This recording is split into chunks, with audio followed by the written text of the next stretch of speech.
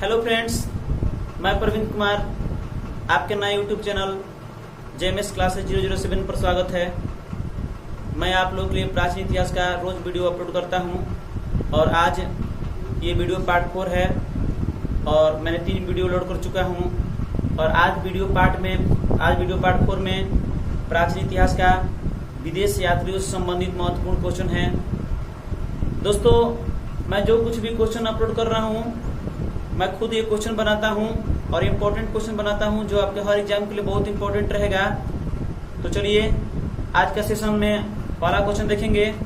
पहला क्वेश्चन ये है कि इतिहास का पिता किसे कहते हैं।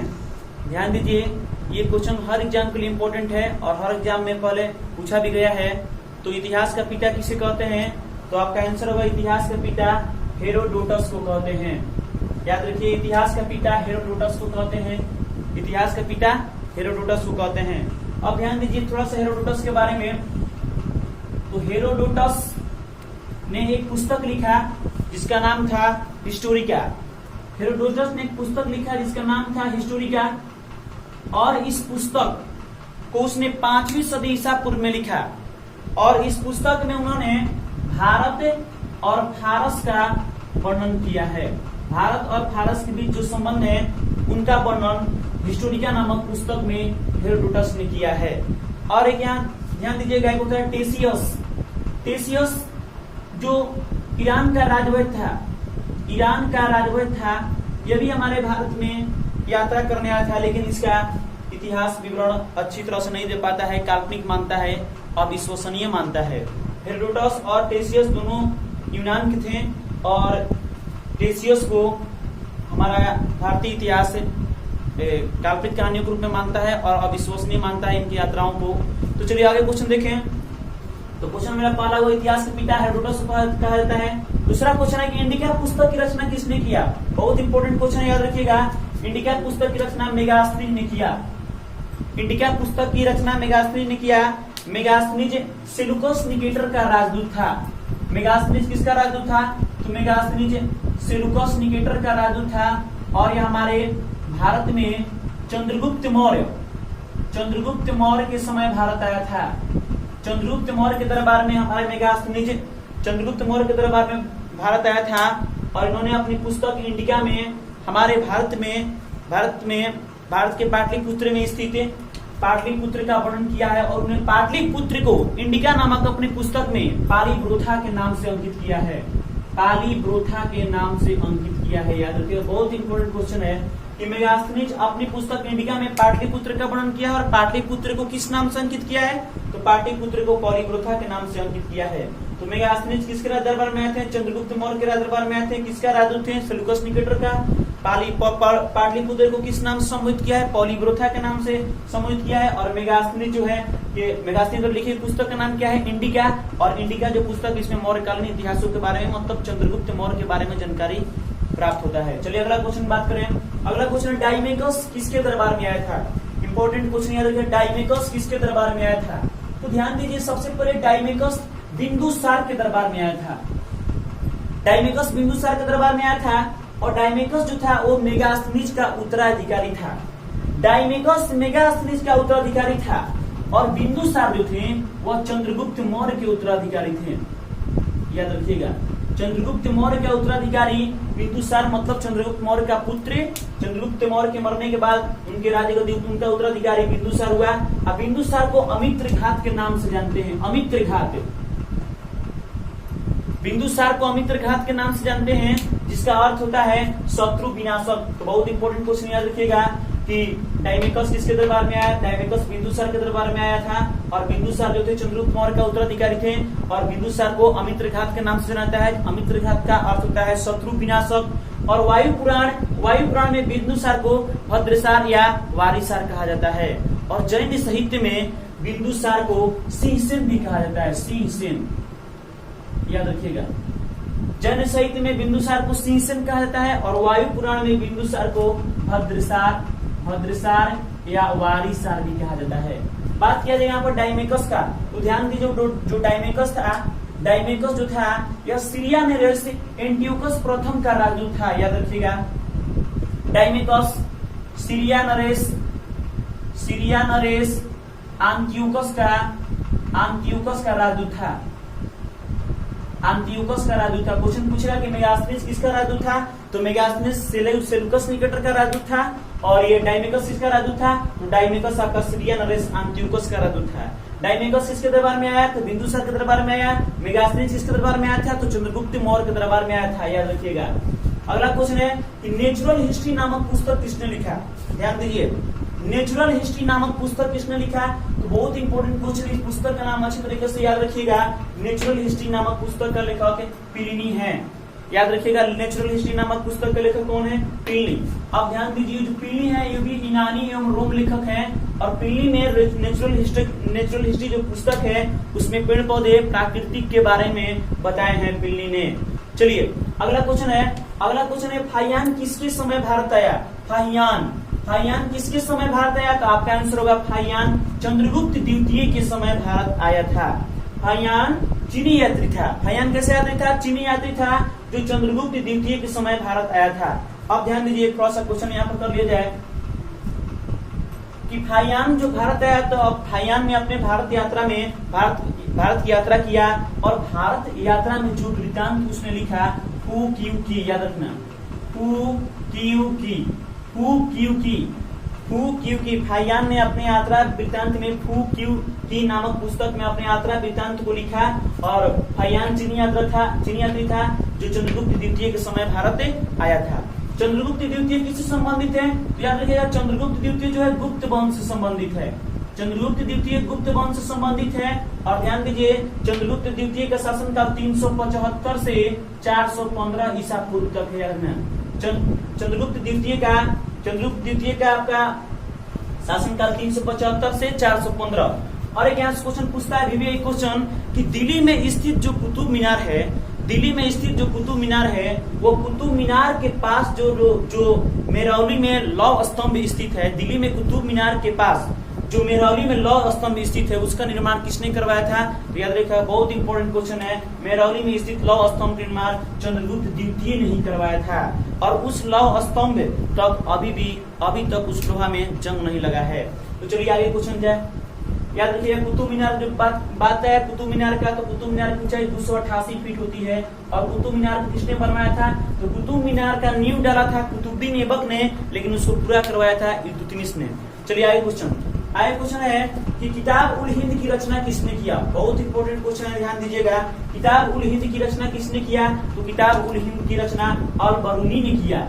किताब उल हिंद की रचना किसने किया, तो किताब उल हिंद की रचना अल-बरूनी ने किया। अगर किताब उल हिंद न कह के तहकीक ए हिंद कहे, तो याद रखिए दोनों सेम है। किताब उल हिंद कहिए चाहे तहकीक ए हिंद कहिए, दोनों सेम है। तो दोनों सेम है। और इसकी रचना किसने किया, अल-बरूनी ने किया। अल-बरूनी अरबी भाषा और फारसी भाषा का बहुत अच्छा जानकार था।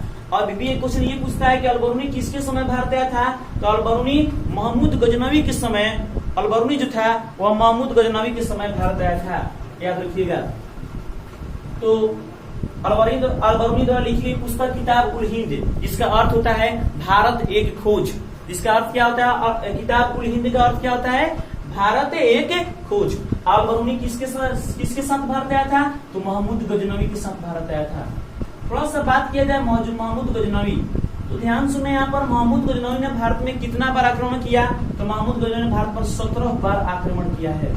जिसमें इसका सबसे फेमस आक्रमण जो है, जिसमें इसका फेमस जो आक्रमण है 1025 और 26 जो गुजरात में सोमनाथ के मंदिर पर जो आक्रमण किया था, उस समय का सबसे इसका फेमस आक्रमण है, ध्यान दीजिएगा। और उस समय गुजरात में जब सोमनाथ के मंदिर पर आक्रमण किया था, तो उस समय वहां का शासक भीम प्रथम था। ये भी क्वेश्चन पूछता है, वहां का शासक उस समय कौन था, भीम प्रथम था। बहुत इंपॉर्टेंट क्वेश्चन है, याद रखिएगा। चलिए अगला क्वेश्चन बात किया जाए। अगला क्वेश्चन है कि इब्न बतूता किसके समय भारत आया था, तो ध्यान दीजिए इब्न बतूता किसके समय भारत आया था, तो इसको यहाँ पर आंसर लिखे MBT। इसका मतलब हुआ मोहम्मद बिन तुगलक। इब्न बतूता मोहम्मद बिन तुगलक के समय भारत आया था। अब ये ध्यान दीजिए कि कब आया था, तो इब्न बतूता भारत में 1333 ईस्वी में भारत आया। 1333 ईस्वी में भारत आया। इब्न बतूता कहाँ के यात्री था, तो मोरक्को का यात्री था, जो अफ्रीका में पड़ता है। जो अफ्रीका में पड़ता है। और यह 1333 ईस्वी में भारत आया। किसके समय आया था? ये मोहम्मद बिन तुगलक के समय भारत आया था। इब्न बतूता द्वारा लिखी गई एक पुस्तक बहुत इंपॉर्टेंट है जिसका नाम है रेहला, जो इब्न बतूता द्वारा लिखे गए बहुत इंपॉर्टेंट बुक है जो हर एग्जाम में ये पूछता है। ध्यान दीजिए, मोहम्मद बिन तुगलक ने इब्न बतूता को काजी नियुक्त किया, काजी के पद पर नियुक्त किया और 1342 ईस्वी में इसको चीन भेज दिया। काजी के पद देकर मोहम्मद बिन तुगलक ने इब्न बतूता को चीन भेज दिया। और बात किया जाए मोहम्मद बिन तुगलक को, तो ध्यान दीजिए, तुगलक वंश के संस्थापक कौन थे? तो गियासुद्दीन तुगलक, और गियासुद्दीन तुगलक का पुत्र मोहम्मद बिन तुगलक को जॉन खां के नाम से जाना जाता है। मोहम्मद बिन तुगलक को जॉन खां के नाम से जाना जाता है और ये दिल्ली सल्तनत में इसको पागल शासक के नाम से जाना जाता है, मोहम्मद बिन तुगलक को। और भी एक क्वेश्चन यहाँ से पूछता है कि बताइए कि दिल्ली के किस शासक ने सांकेतिक मुद्रा का प्रचलन किया? सांकेतिक मुद्रा का प्रचलन किया, तो सांकेतिक मुद्रा का प्रचलन करने वाला MBT ही था, मतलब मुद्रा मोहम्मद बिन तुगलक ही था। लगभग 1329 ईस्वी में मोहम्मद बिन तुगलक ने सांकेतिक मुद्रा का प्रचलन किया। तो ध्यान दीजिए, मोहम्मद बिन तुगलक को जॉन खां के नाम से भी जाना जाता है। अगला क्वेश्चन यहाँ पर ये हुआ, अगला क्वेश्चन कह रहा है कि मालविका अग्निमित्रम, बहुत इंपॉर्टेंट क्वेश्चन याद रखिएगा, मालविका अग्निमित्रम की रचना किसने किया? तो ध्यान दीजिए, मालविका अग्निमित्रम की रचना कालिदास ने किया। मालविका अग्निमित्रम की रचना किसने किया? तो आपसे क्या आंसर दीजिएगा? मालविका अग्निमित्रम की रचना किसने किया? कालिदास ने किया। ये जो मालविका अग्निमित्रम है, ये ध्यान दीजिए, इसमें शुंग वंश के इतिहास के बारे में पता चलता है। इसमें एक राजा और रानी के प्रेम कहानी के बारे में पता चलता है मालविका अग्निमित्रम में, और जिसकी रचना कालिदास ने किया। कालिदास ने और सारे पुस्तकों की रचना किया, जैसे ऋतु संहारम। ध्यान दीजिए, कुछ स्टेप यहाँ पर बुक का नाम लिख रहे हैं, कालिदास द्वारा रचित। ऋतु संहारम भी कालिदास द्वारा रचित गया है। कुमार संभवम भी कालिदास द्वारा रचित पुस्तक है। रघुवंशम भी आपका कालिदास द्वारा रचित पुस्तक है। अभिज्ञान शकुंतलम भी आपका कालिदास द्वारा रचित पुस्तक है। विक्रमोशौर्यम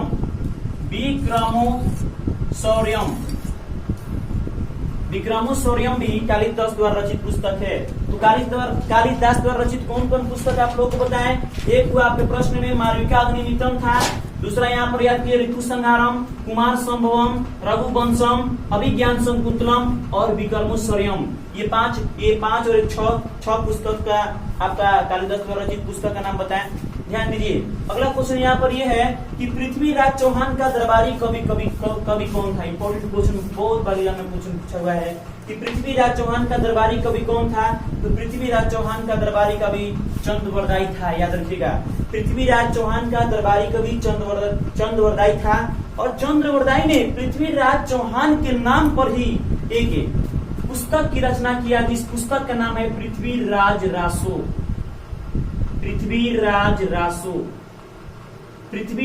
रासो की रचना चंद्रवरदाई ने किया, जो पृथ्वीराज चौहान का दरबारी कवि था। चलिए अगला क्वेश्चन ये कर रहा है कि कश्मीर का जो इतिहास है, इसका पता किस पुस्तक से पता चलता है? कश्मीर के जो इतिहास के बारे में हम लोग को किस पुस्तक से पता चलता है? तो आपका आंसर होगा राजतरंगिणी। याद रखिए, कश्मीर का इतिहास का पता राजतरंगिणी पुस्तक से पता चलता है। और एक क्वेश्चन पूछता है, बहुत इंपॉर्टेंट क्वेश्चन पूछता है कि बताइए कि राजतरंगिणी पुस्तक की रचना किसने किया? तो राजतरंगिणी पुस्तक की रचना कलहण ने किया। किसने किया? तो राजतरंगिणी पुस्तक की रचना किसने किया? कलहण ने किया। और इस पुस्तक का संबंध किससे है? तो कश्मीर का इतिहास से है। तो ध्यान दीजिए दोस्तों, ये आपका क्वेश्चन हुआ। चलिए जो क्वेश्चन हम पढ़े फिर से एक बार रिवीजन कर रहे हैं। अगर क्वेश्चन पूछा जाए इतिहास का पिता किसे कहते हैं, तो हेरोडोटस के पुस्तक का नाम क्या बताएं? हिस्टोरिका। 5वीं सदी ईसा पूर्व में पुस्तक लिखा, इसमें भारत फारस का संबंध का वर्णन किया गया है। इंडिका पुस्तक की रचना किसने किया? मेगास्थनीज किसके समय भारत आया था? तो चंद्रगुप्त मौर्य के समय भारत आया था। इसने अपनी पुस्तक इंडिका में पाटलिपुत्र को क्या बताया, पॉलीग्रोथा के नाम से बताया। मेगास्थनीज किसका राजदूत है, तो सेल्यूकस निकेटर का राजदूत है। डायमिकस किसके दरबार में आया, तो ध्यान दिए डायमिकस किसका, पहले ये डायमिकस किसके दरबार में आया, तो डायमिकस बिंदुसार के दरबार में आया। डायमिकस किसका उत्तराधिकारी का, तो मेगास्थनीज का उत्तराधिकारी डायमिकस और चंद्रगुप्त मौर्य का उत्तराधिकारी बिंदुसार। और बिंदुसार को वायु पुराण में क्या कहा गया, भद्रसार। बिंदुसार को जैन साहित्य में क्या कहा गया, सिंहसेन। बिंदुसार को अमित्र भी कहा जाता है, जिसका अर्थ होता है सिंह शत्रु विनाशक। चलिए अगला क्वेश्चन कि नेचुरल हिस्ट्री नामक पुस्तक किसने लिखा, तो प्लिनी ने लिखा। प्लिनी द्वारा लिखा गया पुस्तक नेचुरल हिस्ट्री में उसके प्राकृतिक के बारे में बताया गया है। फायान किसके समय भारत आया, तो फायान चंद्रगुप्त द्वितीय के समय भारत आया था। फिर किताब उलिद की रचना किसने किया, अल-बरूनी ने किया, जो मोहम्मद गजनवी के समय भारत आया था। इब्न बतूता 1333 ईस्वी में भारत आया, जो मोहम्मद बिन तुगलक के समय भारत आया था। मालविका अग्निमित्रम की रचना किसने किया, कालिदास ने किया। और पुस्तक का सारा नाम बताया है, ऋतुसंहारम, रघुवंशम, आपका कुमार संभवन, अभिज्ञान संकुतलम, विक्रमोत्तरम, ये कालिदास रचित पुस्तक है। पृथ्वीराज चौहान का दरबारी कवि कौन था, चंद्रवरदाई था। चंद्रवरदाई द्वारा लिखा गया पुस्तक का नाम क्या था, पृथ्वीराज रासो था। कश्मीर का इतिहास का पता किसे चलता है, तो कश्मीर के इतिहास का पता राज तमणी से चलता है। और इसकी रचना किसने किया, कलहण ने। अब ध्यान दीजिए कुछ और बता रहे हैं यहाँ आपको, टॉलमी, ध्यान दीजिएगा। टॉलमी भी एक यहाँ पर लेखक है, टॉलमी, जिसने जियोग्राफिका नामक पुस्तक लिखा टॉलमी। और इस पुस्तक में भूगोल के बारे में, पृथ्वी के समस्त भूमंडल के बारे में बताया गया है। एक और आता है, ध्यान सुनिए, Periplus of the Erythraean Sea. Periplus of the Erythraean Sea, ये पुस्तक जो है, ये पुस्तक की रचना किसने किया, इतिहास में इसके बारे में पता नहीं चलता है। तो ध्यान दीजिए दोस्तों, हम जो कुछ भी बताएं ये क्वेश्चन बहुत आपके लिए इम्पोर्टेंट होगा। और अपने से बहुत कोशिश करके क्वेश्चन को डीपली करता हूं, ताकि आपके हर एग्जाम के लिए क्वेश्चन मददगार साबित हो। इसलिए इस तरह का क्वेश्चन प्राप्त करने के लिए हमारे YouTube चैनल को सब्सक्राइब करें, ताकि आपको नोटिफिकेशन प्राप्त हो। Thanks all.